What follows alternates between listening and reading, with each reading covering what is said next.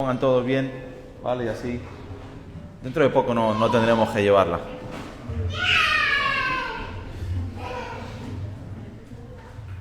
Yo me alegré con los que decían, a la casa del Señor iremos, amén. Así van los niños, con alegría, a la casa del Señor. Hoy hay culto, bien. Algunos le dicen, no, sobre todo a lo mejor algún adolescente, hoy al culto, al culto hoy. Pa, déjame dormir. Aleluya. Hoy voy a hablarles claro, amén. ¿Me dejan? No se enfaden conmigo. Si tienen alguna reclamación, podemos pasar el teléfono del Pastor Miguel y él me llama a capítulo. Amén. Apocalipsis capítulo 2. Mensaje a Pérgamo. Aleluya.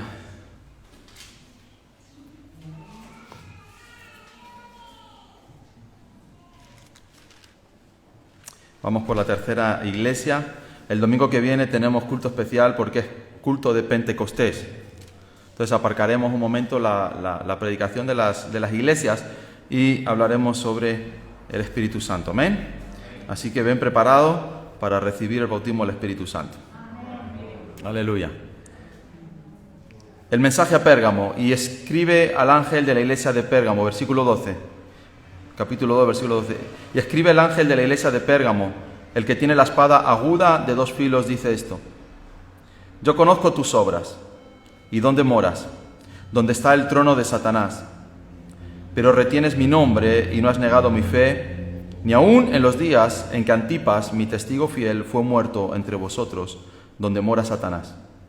Pero tengo unas pocas cosas contra ti, que tienes ahí a los que retienen la doctrina de Balaam, y que enseñaba a Balac a poner tropiezo ante los hijos de Israel, a comer de cosas sacrificadas a los ídolos y a cometer fornicación. Y también tienes a los que retienen la doctrina de los nicolaitas, la que yo aborrezco. Por tanto, arrepiéntete pues, si no, vendré a ti pronto y pelearé contra ellos con la espada de mi boca. El que tiene oído, oiga lo que el Espíritu dice a las iglesias. Al que venciere, daré a comer del maná escondido, y le daré una piedrecita blanca, y en la piedrecita escrito un nombre nuevo, el cual ninguno conoce, sino aquel que lo recibe. Amén.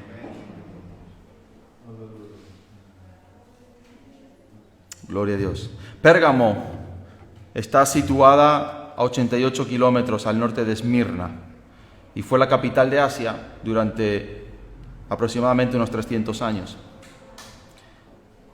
Pérgamo significa ciudadela y le pusieron ese nombre porque Pérgamo está sobre una colina de 350 metros aproximadamente y todo abajo es toda una planicie enorme, ¿no? Entonces se le llama ciudadela porque se veía de cualquier lugar, ¿no?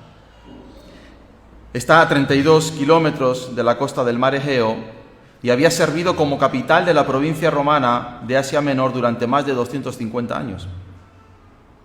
Pérgamo tenía la biblioteca más grande de aquella época, con 200.000 volúmenes. La palabra pergamino viene de Pérgamo, porque allí se inventó el pergamino, y ellos escribían en pergaminos. Fue un centro religioso muy importante para los cultos paganos de Atenas, de Zeus y de Asclepio, el dios de la sanidad. Y este Asclepio era el dios más importante que se encontraba en Pérgamo. En la mitología griega, Asclepio, Esculapio para los romanos, fue el dios de la medicina y de la curación. Asclepio tenía el don de la curación y conocía muy bien la vegetación y en particular las plantas medicinales. Asclepio alcanzó tal habilidad que podía devolver la vida a los muertos. Así que cuando tienes todo esto en mente, ¿verdad? Y estás viendo en algunos pasajes de la Biblia cuando Pablo habla acerca de la resurrección de los muertos, y todo ese pensamiento griego y romano está en la mente de esas personas que están recibiendo esa palabra. Los miembros de la familia de Asclepio también ejercían funciones médicas. Por ejemplo, su mujer, Epíone, calmaba el dolor. Su hija Igea era el símbolo de la prevención. Su hija Panacea era el símbolo del tratamiento. Telesforo, uno de sus hijos, era el símbolo de la convalecencia, y sus hijos Macaón y Podalario eran dioses protectores de los cirujanos y de los médicos. A ellos, ¿verdad?, cuando ellos tenían que hacer algún tipo de curación, pues hacían esos ritos a favor de estos dioses. Fue la primera ciudad de Asia en levantar un templo en honor al César. Y esto lo levantaron en el 29 después de Cristo. Y se convirtió así en la capital al culto idólatra al César.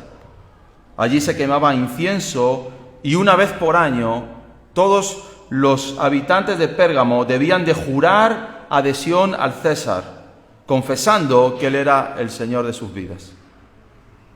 Bergama es el nombre turco para Pérgamo en nuestra actualidad. Ese es el lugar en el que el Espíritu Santo está hablando a la iglesia de Pérgamo. Y comienza a decir en el versículo 12, el que tiene la espada aguda de 2 filos dice esto. Hay 2 tipos de palabras para espada en la Biblia. Una la encontramos en Efesios capítulo 6, cuando tú estás leyendo Efesios 6, es el capítulo que nos está hablando de la guerra espiritual, porque no tenéis lucha contra carne ni sangre, ¿verdad?, sino contra principados y potestades de maldad, y está hablando acerca de tener toda la armadura de Cristo, ¿verdad?, y nos está hablando de la espada, ¿verdad?, de la verdad. Esa espada es la palabra machura, y es una espada corta, romana, que se enfundaba en un costado y servía para la lucha cuerpo a cuerpo. Pero luego hay otra palabra para espada que es rompalia. Y esa es la palabra que Juan está utilizando aquí cuando dice que el que tiene la espada, la rompalia aguda de 2 filos, dice esto. Y esta espada era larga, mínimo tenía que medir 1,5 metros de longitud. Y este es el pasaje en el que se representa esto. Y lo que representa esta palabra rompalia y esta espada es juicio. Dice la palabra de Dios, porque la palabra de Dios es viva y eficaz y más cortante que toda espada de 2 filos. Penetra hasta partir el alma y el espíritu, las coyunturas y los tuétanos, y discierne los pensamientos y las intenciones del corazón. Cuando la palabra es dada a los hombres, eso entra como una espada en nuestros corazones. Luego nosotros decidimos, o luego nosotros, ¿verdad?, podemos poner excusas, hacer caso o no hacer caso, pero la palabra de Dios es una espada que entra en nuestras vidas y que es capaz de discernir nuestra alma y nuestro espíritu. Es capaz de saber las intenciones de cada uno de nuestros corazones. Apocalipsis 19 dice, de su boca sale una espada aguda para herir con ella a todas las naciones. Y él las regirá con vara de hierro, y él pisará el lagar del vino del furor de la ira del Dios Todopoderoso. Esa espada que sale aguda es rompalia, una espada larga para traer juicio sobre las naciones.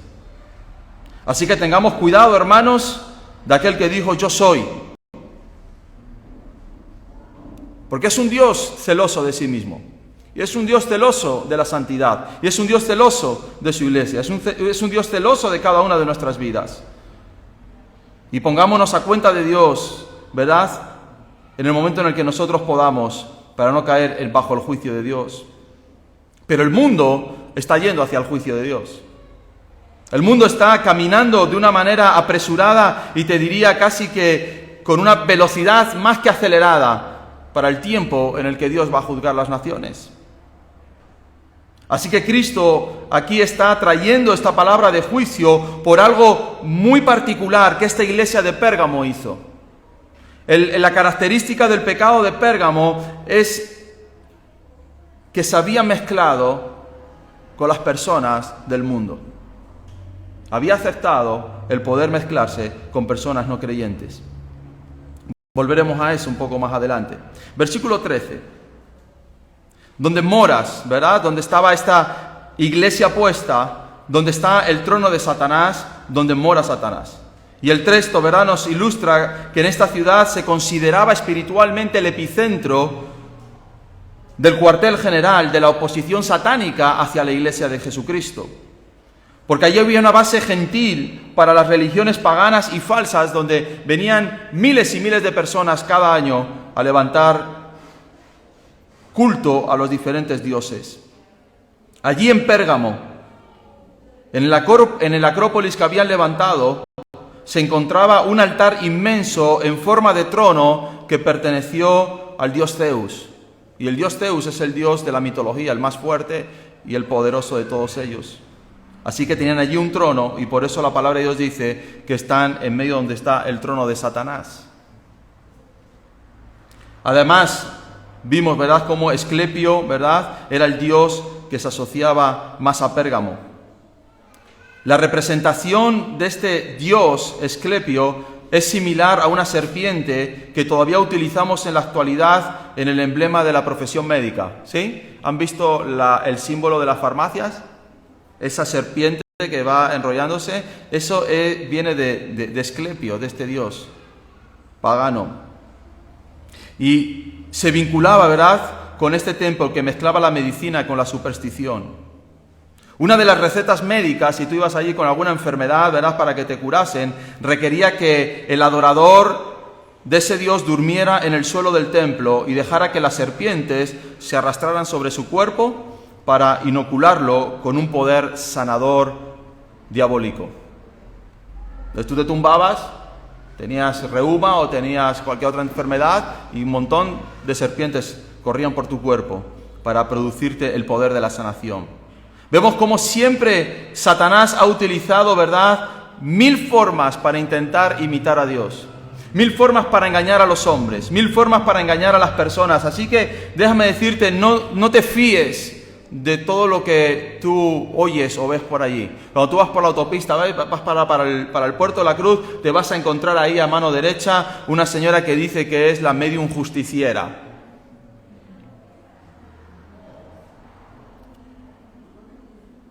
Cuando tú entras en esta iglesia y ves el cartel de la izquierda, ¿qué pone el cartel de la izquierda? En ese cartel azul, ¿nadie lo ha leído? Habrá que recortar un poco las plantas, ¿no? Ya no se ve. Solo Jesús salva, sana y libera. ¿Amén? Y eso no es un anuncio publicitario. Y eso no es algo engañoso, publicidad engañosa. Eso es una realidad. Solo Cristo, solo Jesús puede salvar, puede sanar y puede liberar. Así que ten cuidado con todos estos curanderos, brujos, agoreros, médiums y todos estos que te prometen y que te dicen, no, yo te voy a hacer, yo te voy a quitar. Olvídate. Esto ya viene desde hace 2000 años, donde adoraban a todos estos dioses y donde las serpientes subían y bajaban, y hasta eso nosotros lo hemos tenido que asumir como algo normal, ¿verdad? Y cuando vas a una farmacia, hay veces ese símbolo que lleva 2000 años adorando a un mismo Dios, el Dios de la medicina. El otro día oí decir a alguien en la televisión, lo que nos va a sacar de todo esto es la medicina. Lo que nos va a sacar de todo esto es la educación. Mentira. Lo que nos puede sacar de todo esto, lo único que nos puede sacar de todo esto es Jesucristo. Y que el hombre se entere que sin Cristo no hay vida, que sin Cristo no hay sanidad y que sin Cristo no hay libertad. Que no existe ningún otro Dios, hermanos, que no existe ninguna otra religión, sino la que está en la palabra de Dios cuando nos habla de Cristo, cuando nos habla de la fe en el Hijo de Dios. Así que vemos a Satanás aquí en estos pasajes como el príncipe de este mundo que lo tiene bajo sus riendas.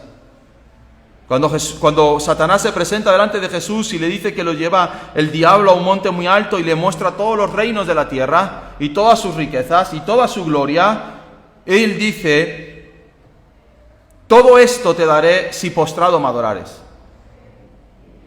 Reconociendo que él poseía todos esos poderes, que poseía todos esos reinos y que poseía todas esas riquezas. La gloria de ellos, la fama, los placeres, los lujos, el dinero, todo eso le pertenece a Satanás. Y ten cuidado de no caer en esas redes que conquistan el corazón, ¿verdad? Y toma derechos sobre ti si postrado adoras al diablo. Y no hace falta hacer un rito con velas y con esto para adorar a Satanás. No, simplemente con que vayas detrás de estas cosas.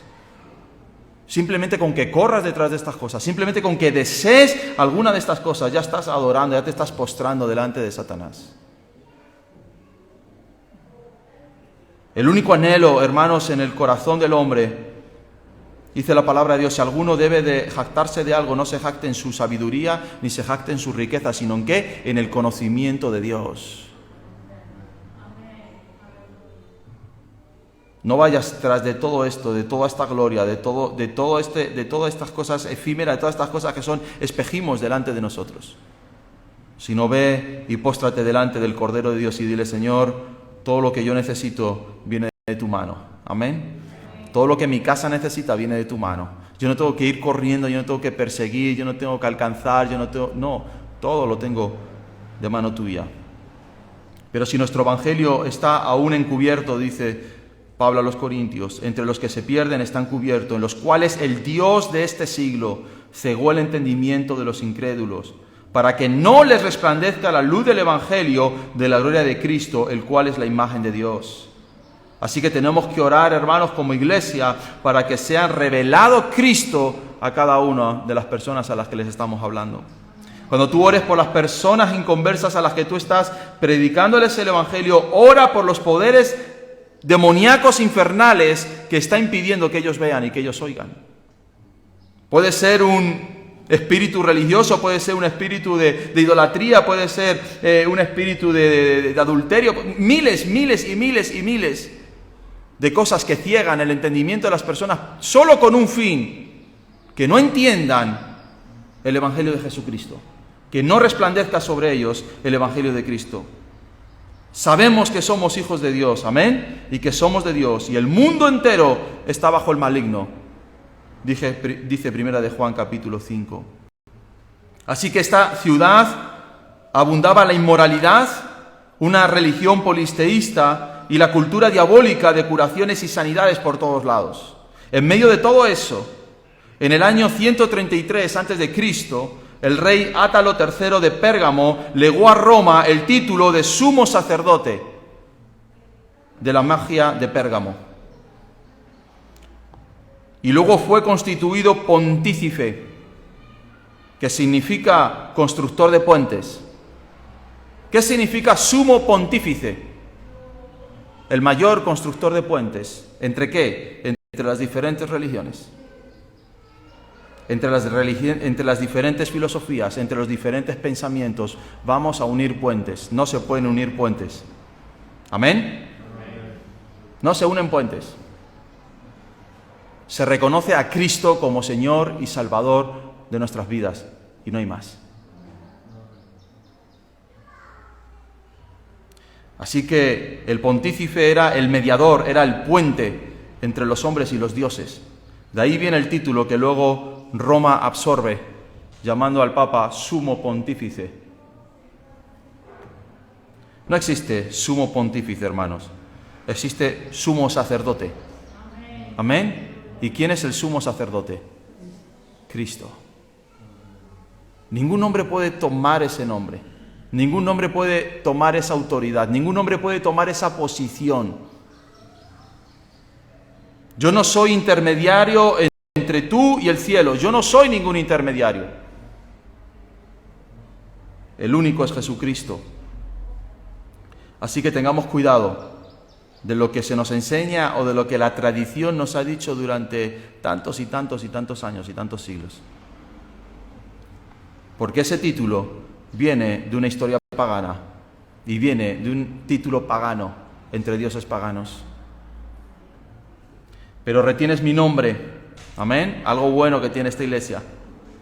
Y no has negado mi fe ni aún en los días en que Antipas, mi testigo fiel, fue muerto entre vosotros. Antipas seguramente fue el pastor de esta iglesia.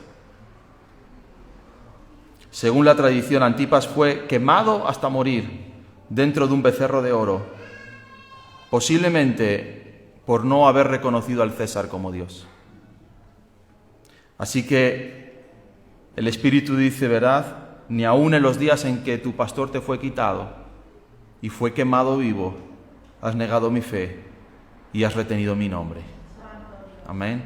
Hermanos, suceda lo que suceda, acontezca lo que acontezca a nuestro alrededor, nunca dejemos, ¿verdad?, de tener nuestra fe bien en alto. Nunca neguemos nuestra fe. Nunca niegues tu fe.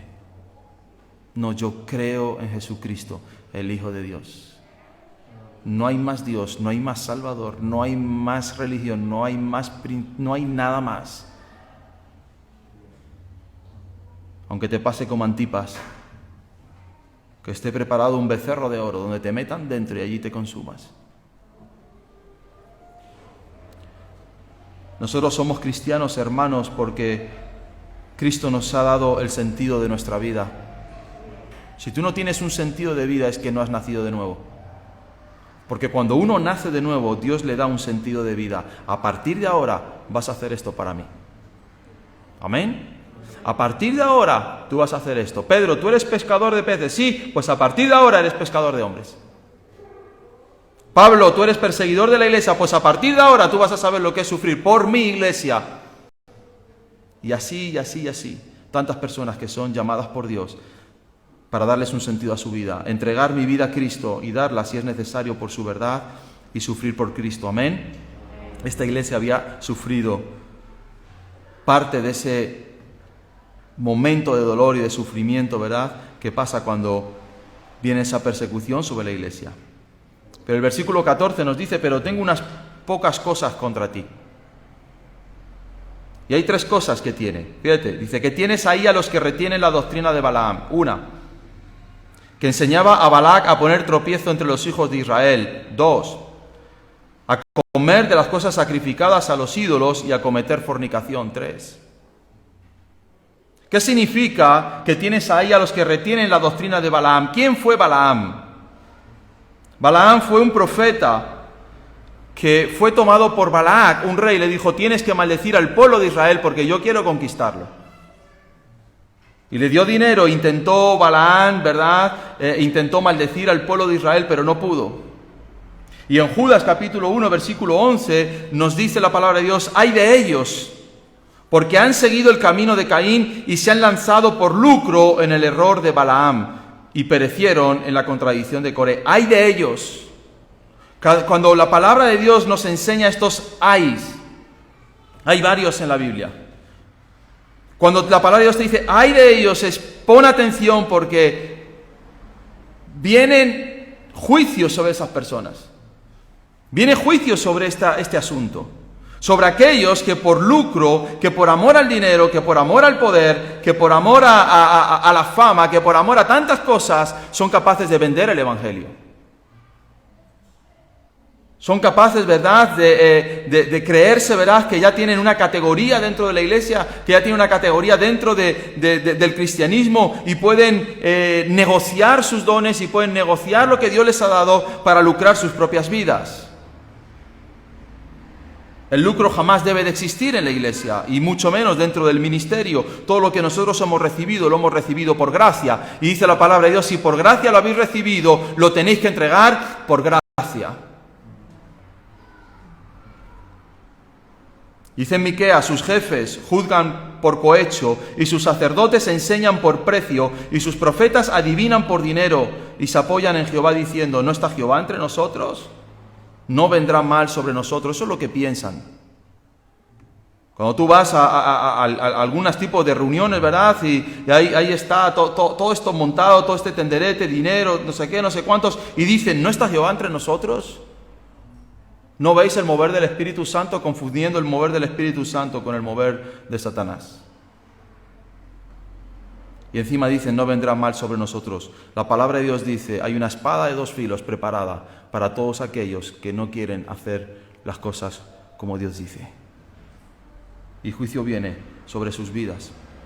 Así que Balaam, ¿verdad?, enseñó este tipo de ministerio en el que tú podías recibir algo a cambio de poder dar parte del don que Dios te ha dado.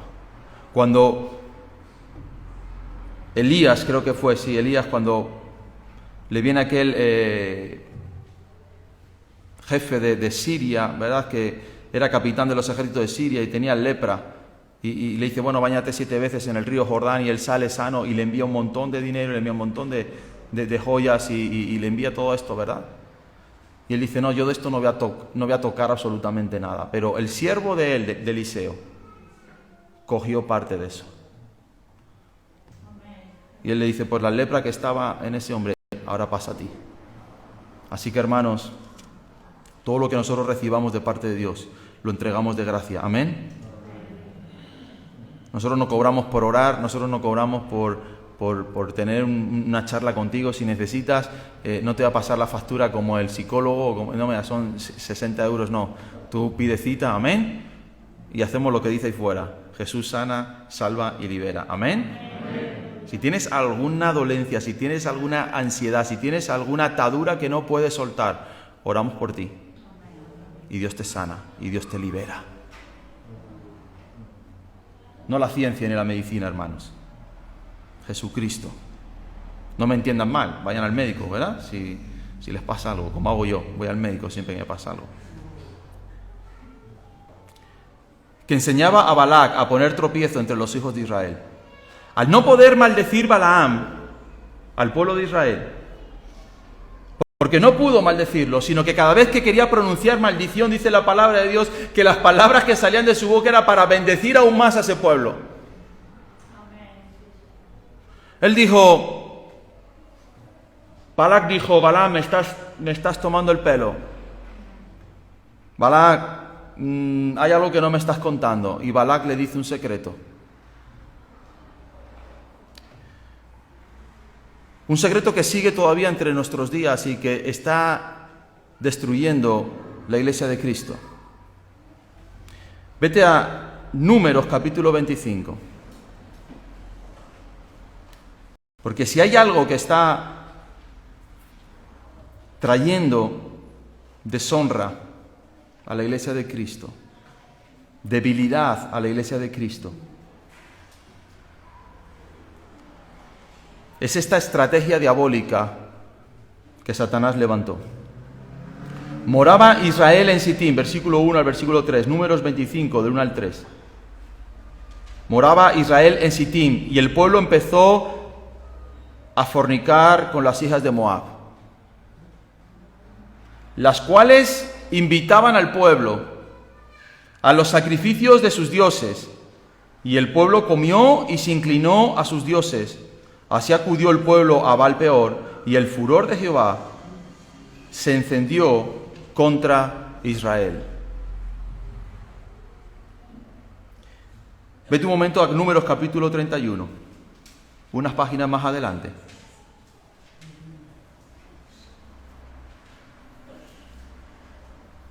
Versículo 16. Moisés le dice a los que habían salido a la batalla, aquí por consejo de Balaam, ¿sí? Aquel que quería maldecir a Israel. Ellas, estas mujeres, fueron causa de que los hijos de Israel prevaricasen contra Jehová en lo tocante a Baal-peor, por lo cual hubo mortandad en la congregación de Jehová. Muy bien. ¿Qué significa esta enseñanza diabólica de Balac para poner tropiezo entre los hijos de Israel? Como Balaam no podía maldecir a Israel, él le enseñó a Balac al rey a decirle, mira, hay algo por lo cual Israel puede ser derrotado en batalla. Si ellos se juntan con mujeres que no son del pueblo de Dios, están en derrota. Si entra la fornicación en medio del pueblo, están derrotados. Así que Balac manda a las mujeres moabitas a que atraigan a los hombres de Israel para fornicar con ellas. Ahora, ¿de dónde salen las moabitas? ¿De dónde sale el pueblo de los moabitas? El pueblo de los moabitas sale de una de las hijas de Lot. Cuando Lot Abraham dice, bueno, está intercediendo por Sodoma y Gomorra, ¿verdad? Y va a ser destruida. Y el ángel le dice a Lot y a su familia, salgan corriendo de esta ciudad, no miren hacia atrás, sigan hacia adelante. Salen todos corriendo, ¿verdad? Porque viene el juicio de Dios y la mujer de Lot mira hacia atrás. Lot se queda sin esposa, se queda convertida en estatua de sal. Y Lot y sus hijas se van a vivir a una cueva. Y estando en esa cueva, sus dos hijas, la mayor y la menor, dicen, bueno, ahora ya no hay hombres a nuestro alrededor, vamos a quedar sin descendencia. Así que dice la mayor a la menor, yo voy a darle vino a mi padre, lo voy a emborrachar y me voy a acostar con él. Emborrachan a Lot, se acuesta la hija mayor con él, se queda embarazada y al día siguiente se acuesta la menor, también emborrachando a Lot, y se queda embarazada. Dice la palabra de Dios, y las dos hijas de Lot concibieron de su padre, es decir, de una relación de incesto. De ahí vienen estas moabitas. Y dio a luz la mayor un hijo y llamó su nombre Moab. ¿Te das cuenta? La cual es padre de los moabitas hasta el día de hoy. La menor también dio a luz un hijo y llamó su nombre Ben-Amnín, el cual es padre de los amonitas hasta hoy. Y los moabitas y los amonitas fueron dos pueblos que siempre estuvieron enfrentados con Israel hasta el día de hoy.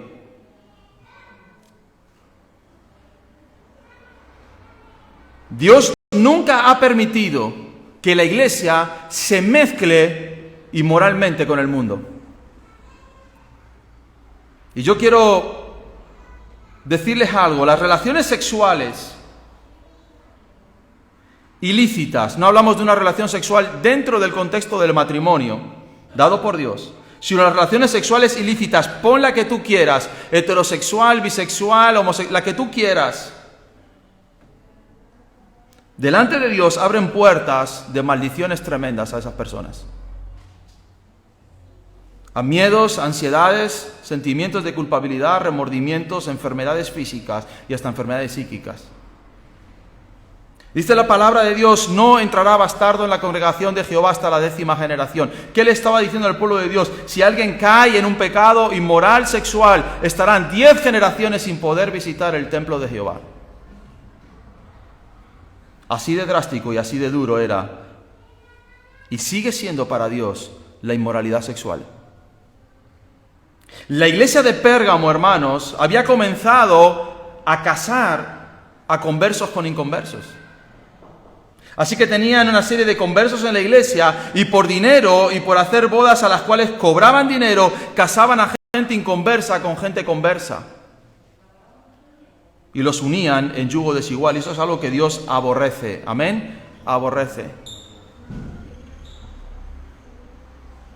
Así que si tú eres un joven, una joven que todavía no tiene novio, no tiene novia, no digas como las hijas de Lot que dijeron, no hay nadie para que nos podamos casar. Algunos pueden decir, ay, es que no hay nadie en la iglesia cristiano, entonces yo tengo que ir a otros sitios a buscarme un poquito la vidilla. No. Nunca hagas eso. Nunca hagas eso. Nunca te enredes con un hombre, con una mujer que no es cristiano. Nunca. ¿Amén? Nunca. Porque es un pecado delante de Dios. Dice la palabra, no os unáis en yugo desigual con los incrédulos, porque ¿qué compañerismo tiene la justicia con la injusticia y la comunión de la luz con las tinieblas? Cuando tú mantienes una relación sexual, dice Pablo, sois un espíritu, amén, sois una sola carne, y hay una transmisión espiritual. Así que si la persona con la que te estás acostando ha hecho brujería o ha maldecido, o es un ladrón, o es un avaro, o es no sé qué, ese pecado entra a formar parte de tu vida.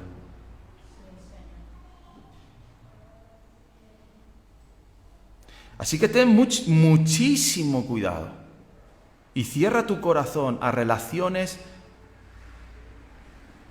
que no vienen de Dios. Yo ayer me lesioné patinando. Y eran las 4:30 de la mañana cuando me desperté con unos dolores tremendos.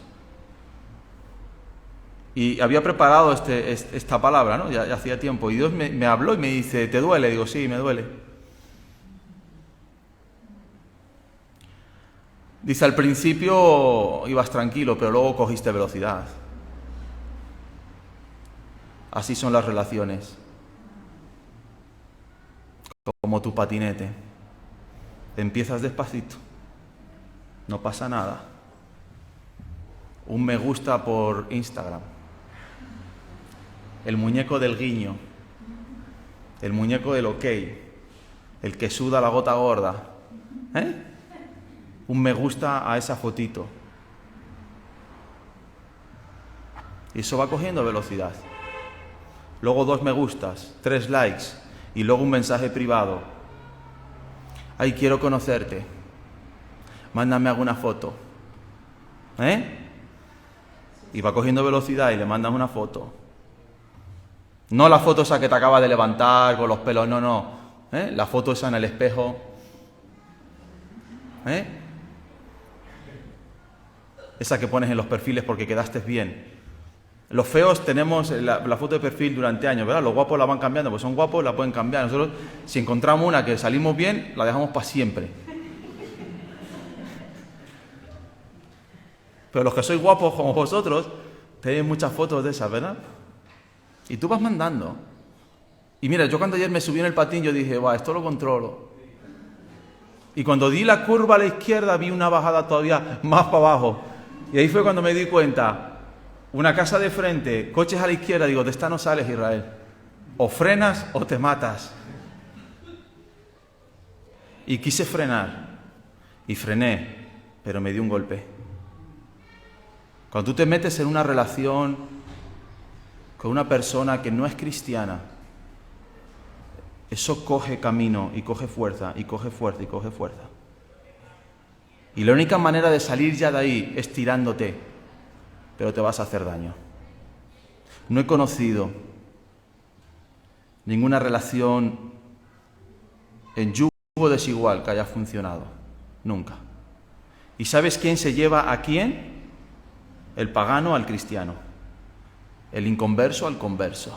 Nunca es al revés. Así que se le advierte a Pérgamo y le dice, tengan cuidado porque cuando Balaam no pudo maldecir a Israel, Balaam le dio una estrategia a Balac y le dijo, sé cómo derrotar a la iglesia de Cristo. Satanás sabe cómo derrotarnos, mezclándonos.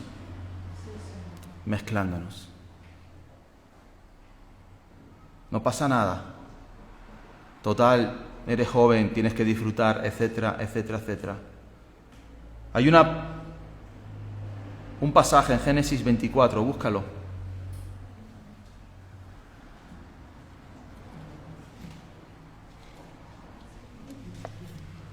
De un hombre como Abraham, que no tenía ni la ley. Moisés no había ni nacido. Y fíjate lo que dice Abraham. Génesis 24, del 2 al 6. Y dijo Abraham a su criado, el más viejo de su casa, sí, los más viejos son los más sabios, que era el gobernador de todo lo que tenía. Pon ahora tu mano debajo de mi muslo. Así se juraba en aquel tiempo. Pon aquí tu mano, porque en el muslo estaba la fuerza del hombre. Y te juramentaré por Jehová, Dios de los cielos y Dios de la tierra. Escúchalo bien, que no tomarás para mi hijo mujer de las hijas de los cananeos, entre los cuales yo habito, sino que irás a mi tierra. Amén. Irás a mi parentela y tomarás mujer para mi hijo Isaac. El criado le respondió, quizá la mujer no querrá venir en pos de mí a esta tierra. Tú puedes pensar, quizás no haya nadie para mí de estas características, de la misma parentela, de la misma tierra y del lugar del pacto de Dios. Volveré pues tu hijo a la tierra de donde saliste, y Abraham le dijo, guárdate que no vuelvas a mi hijo para allá. Y esto es un aviso para los padres.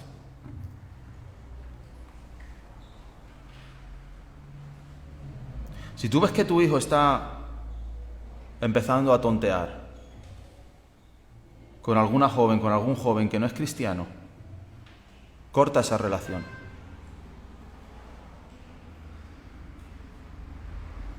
No la permitas.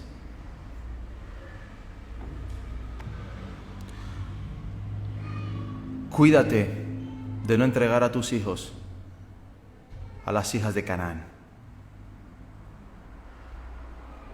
Cuidémonos, hermanos, como padres que somos responsables de nuestros hijos, de no enseñarles esta verdad absoluta de la palabra de Dios, porque si se unen con hombres o con mujeres que no son creyentes, los van a llevar a relaciones no creyentes.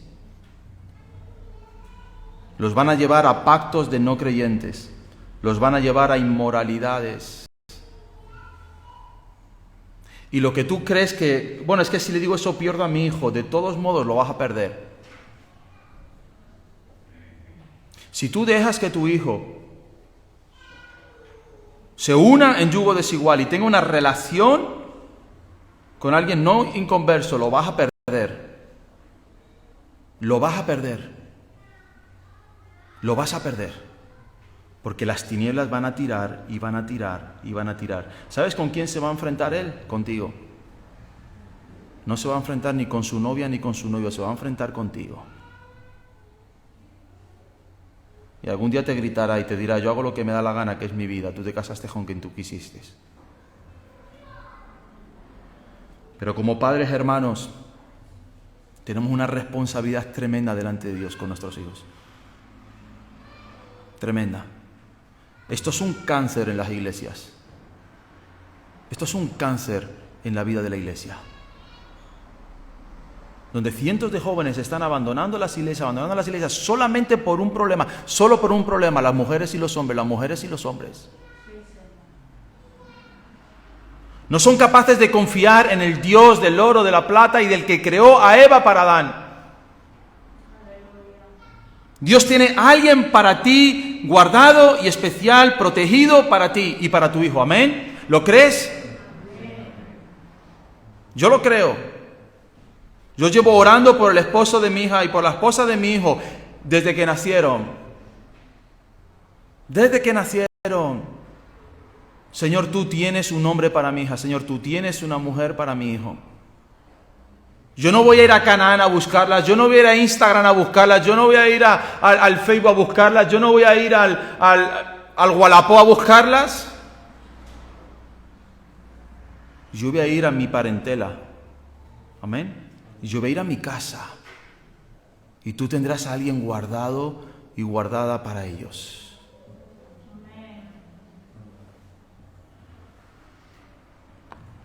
Y enséñale esto a tus hijos y siéntalos en tu casa, a tus hijos los sientas y los miras a la cara y les dices, señores, la palabra de Dios dice que yo no os puedo unir en yugo desigual. A mí no me pidas que yo case a tu hijo con una inconversa, no lo voy a hacer. ¿Lo oíste? No lo voy a hacer. Ni lo voy a bautizar para decir que es salvo y luego no. No. Sé lo que eso trae a las iglesias. Sé la debilidad en la que está en la iglesia por causa de este pecado de Balac. Cuando Satanás no puede contigo, con tu casa, él va a buscar la vuelta, él va a buscar la estrategia, él va a buscar la forma de entrar en tu casa. Y la forma más rápida en la que entra Satanás en una casa es a través del pecado. Y si tú tienes una relación con una persona inconversa, rómpela. Te dije que iba a doler. ¿Amén? Ya te advertí.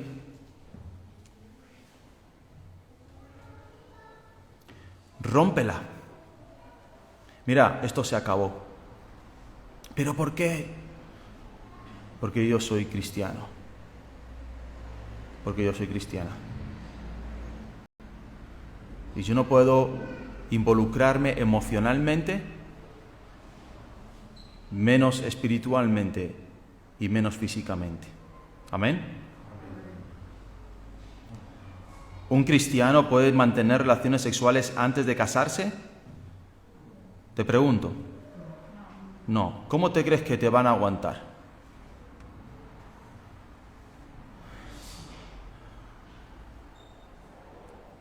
Hay una voracidad sexual tremenda en nuestra sociedad. Tremenda. Que está destruyendo las familias de una manera perversa. De hecho, ya ha destruido la familia.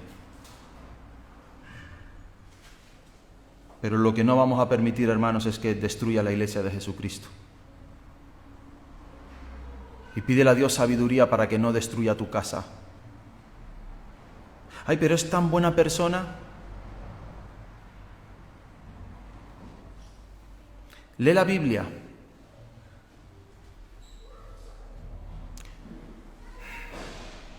¿Sabes ¿sabes quién lee más la Biblia que todos nosotros? ¿Y se la sabe de memoria más que tú y más que yo? ¿Satanás? ¿No le citó las Escrituras a Cristo? No le fue con un chisme, no le fue con una cosa desconocida, le fue con las Escrituras. Escrito está. Lo conozco. Sé de qué habla, del Génesis al Apocalipsis. No lo entiendo, pero conozco en parte. Lee la Biblia. ¿Y a mí qué me importa que lea la Biblia?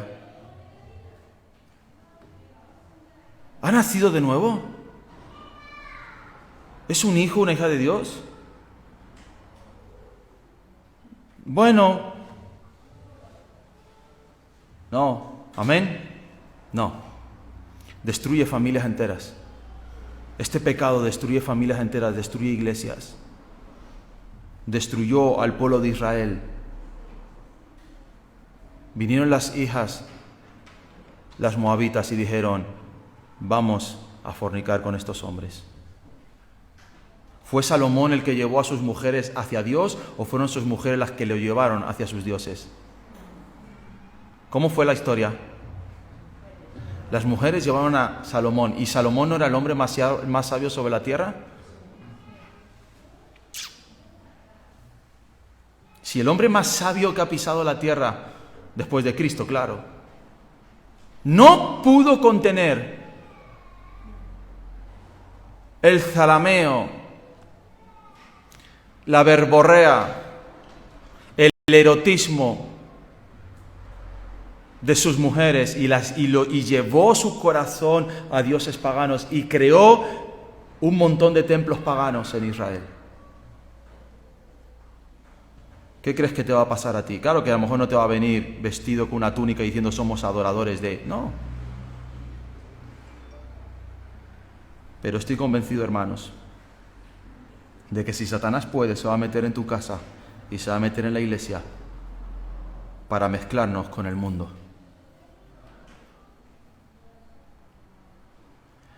Dice la palabra de Dios: guárdate de hacer alianza con los moradores de la tierra donde has de entrar, para que no sean tropezadero en medio de ti.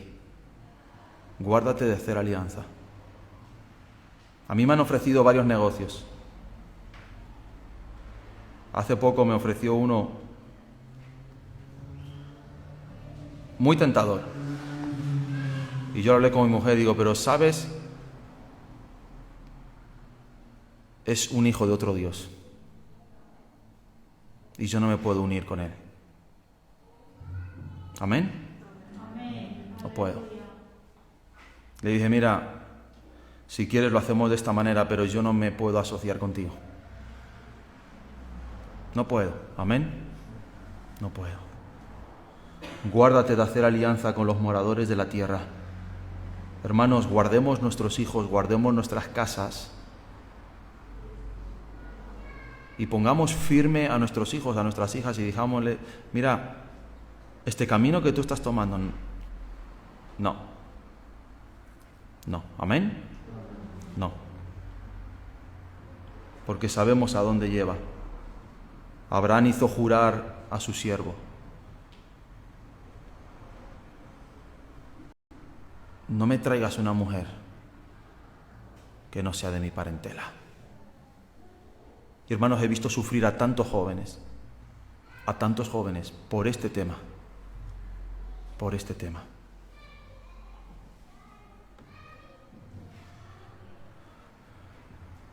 Es que creen en Dios y los demonios creen y tiemblan. Que algunos cristianos creen y ni tiemblan. Les entra por aquí, les sale por allí, los demonios tiemblan.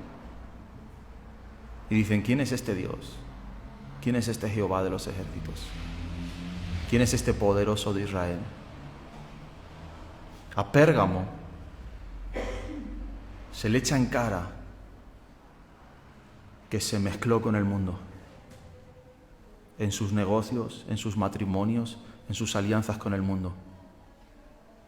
Hermanos, hemos sido llamados a ser separados para Dios. Amén. Separados para Dios. Y tu casa tiene que ser separada para Dios. Cierra tus ojos.